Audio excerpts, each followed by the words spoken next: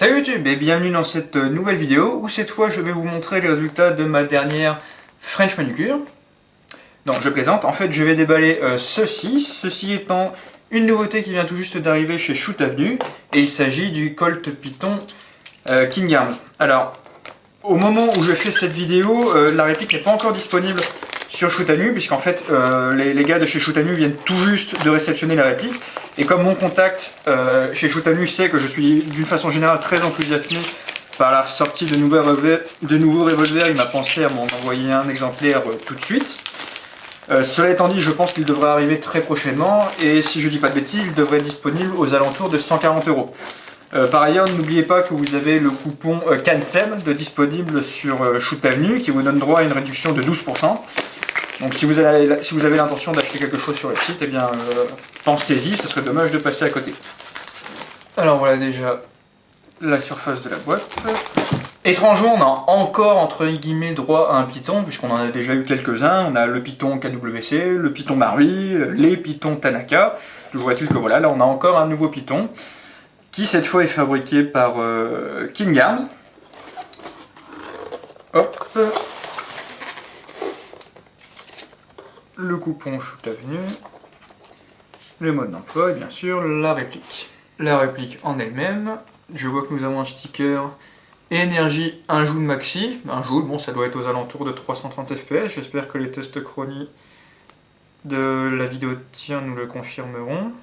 Par ailleurs, et comme vous pouvez le constater, il y a des cartouches ainsi qu'un speed loader qui, pour autant que je puisse en juger, ressemble énormément aux cartouches au speedloader que nous avons avec le Dan Wesson notamment.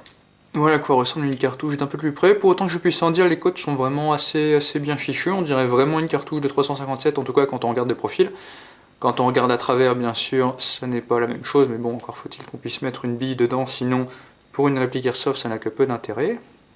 On peut voir ici le marquage sur le cul de la cartouche. Alors si vous êtes habitué à la silhouette du Python, il y a une chose qui doit vous faire plisser des yeux, là c'est la forme de la poignée. Et effectivement la forme de la poignée est un petit peu curieuse, mais ça vient du fait que cette réplique utilise des sparklets de CO2. Et pour pouvoir loger la sparklet de CO2, encore faut-il qu'il y ait suffisamment de place, ce qui explique la forme un petit peu curieuse de la réplique. Pour le coup, j'ai pris avec moi également mon Python Tanaka, ce qui vous permet de faire une comparaison entre les deux, et on voit effectivement que la différence en termes d'angle, en termes de grosseur est quand même pas négligeable. Par contre, et ça bien sûr c'est le gros avantage par rapport au Tanaka, c'est qu'on a des cartouches éjectables qu'on peut s'amuser à insérer et à enlever, et ça en ce qui me concerne c'est quand même vraiment intéressant, parce qu'un revolver dont on ne peut pas éjecter les cartouches, ce serait comme un pistolet automatique où on ne pourrait pas enlever le chargeur. Pour moi, c'est juste une grosse faute de goût en matière de revolver. Pourtant, j'aime beaucoup les répliques Tanaka, mais c'est quelque chose que j'ai du mal à leur pardonner personnellement. J'aime autant avoir un système qui oblige à avoir une poignée un petit peu moins réaliste, mais qui permet au moins d'avoir des cartouches éjectables. Alors, comme vous pouvez le voir, le revolver vient également avec un speed loader. Je ne sais pas si le speed loader réplique un vrai speed loader. J'y connais pas forcément grand chose en speed loader, mais bon, à la limite, l'important c'est que ce soit fonctionnel. Donc vous mettez les 6 cartouches dans le speed loader de cette façon. Ensuite, vous poussez et vous tournez pour bloquer les cartouches. Ensuite, vous ouvrez le barillet, vous mettez le speed loader à l'intérieur, vous appuyez, ça se débloque tout seul. Vous enlevez, voilà, c'est rechargé, c'est merveilleux. Alors vous l'aurez peut-être déjà deviné, du coup ça signifie également que la capacité sera limitée à 6 coups, tout comme le vrai. Vous mettez une bille par cartouche, 6 cartouches dans le barillet, 6 tirs. Autrement dit, il faudra compter vos coups sur le terrain si vous avez l'intention d'utiliser cette réplique sur le terrain, car 6 coups c'est vraiment pas beaucoup. Mais bon, en quelque sorte ça fait partie du style inhérent qui se cache derrière une réplique de revolver. Donc quand on regarde le revolver de plus près, on peut vraiment voir la forme caractéristique de cette réplique au niveau de la poignée qui fait quand même un peu mal aux yeux, il faut reconnaître, mais bon. Notez la forme ergonomique de la poignée, le médaillon sur la poignée, notez qu'il n'y a pas de marquage Colt sur le médaillon, on est juste droit au cheval cambré. De même qu'ici, je ne sais pas jusqu'à quel point c'est réaliste. Là nous avons droit à un Python 357 sur le côté gauche du canon, marquage Colt sur le côté droit. Ici un numéro de série, je ne sais pas s'il est unique ou non. Au final, moi, la finition me paraît pas mal en dépit de la forme de la poignée. Par rapport à ce que je n'ai pas encore dit, c'est que bien sûr la réplique est full métal. Et force est de constater que pour un revolver, avoir une belle pièce de métal froide dans les mains, c'est quand même un plus par rapport à un revolver Tanaka qui, ayant certes une très bonne finition, ne donne pas la même sensation une fois qu'on l'a en main, quoi. D'ailleurs, à cet égard, entre la capacité de 6 coups, le fait que ce soit full metal, qu'il y ait des cartouches éjectables, il se place en concurrent direct du Dan Wesson, mais au moins celui-ci ressemble vraiment à un vrai revolver. Maintenant, il ne reste plus qu'à espérer que la puissance sera raisonnable pour de vrai et que les performances ne seront pas à pleurer.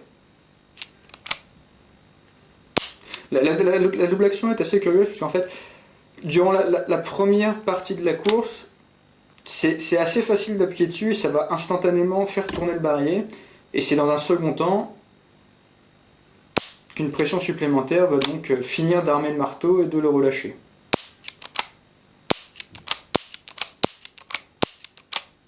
On sent vraiment qu'il y a deux temps. C'est dans un premier temps, plein, on tourne le barillet, dans un second temps, on finit d'appuyer, et clac. La détente est assez filante dans le sens où on appuie, et le coup part sans qu'on ressente vraiment un blocage à un moment donné. Bon. La simple action maintenant.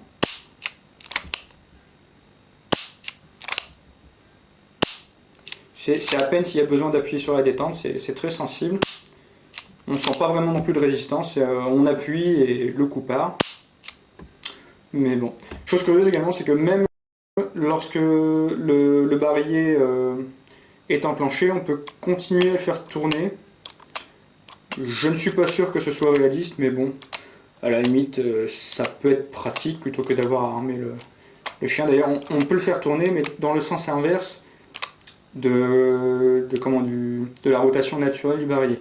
On peut le faire tourner vers la gauche, alors que quand on tire, ça tourne vers la droite. Alors l'avantage aussi au fait que le barillet tourne librement dans le revolver, c'est que ça permet de recharger plus simplement. Là où vous voyez l'extrémité donc de vos cartouches, vous mettez une bille, vous tournez, vous mettez une bille, vous tournez, vous mettez une bille, vous tournez. Ça permet de recharger plus rapidement votre revolver, au détriment certes du réalisme, mais bon, au moins ça permet d'améliorer un petit peu la jouabilité sur le terrain de la réplique. Notez également que vous avez une petite sécurité ici, donc là elle est désenclenchée, ce qui signifie que je peux tirer, il suffit de pousser le petit levier paf en avant, et là ça bloque le marteau, ce qui fait que je ne peux pas tirer avec la réplique. Alors pour moi le Colt Python ça restera avant tout le revolver de Ryo Saeba alias Nicky Larson en français dans le manga City Hunter. D'ailleurs on notera que la représentation qui est faite de l'arme dans le dessin animé est un peu curieuse car il est vraiment très très gros. On dirait plus un 44 Magnum qu'un K357. Et la première fois que j'ai eu un Python dans les mains, enfin en tout cas une réplique de Python, il m'avait paru petit. Et en fait c'est pas le vrai Python qui est petit, c'est vraiment le revolver du dessin animé qui est très très gros. Voilà, moi je vais aller tester la réplique en espérant qu'au niveau puissance et performance ce soit au moins correct, au moins jouable en partie. Donc je vous dis à très bientôt pour la vidéo de tir et d'ici là portez-vous bien. Salut!